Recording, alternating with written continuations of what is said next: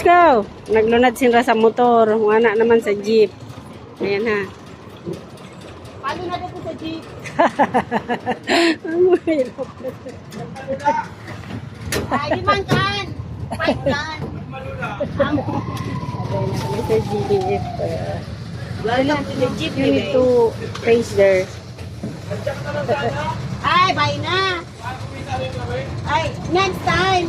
Ano ko no? Face mo. Jeepney ko no. Gusto magpadya. Magpadyak na sila. No, baby. You look there. Yeah, go look that way. So you don't feel dizzy. Okay. Naglunad sila sa jeep. Puno pa din, punoon. Na. Di man.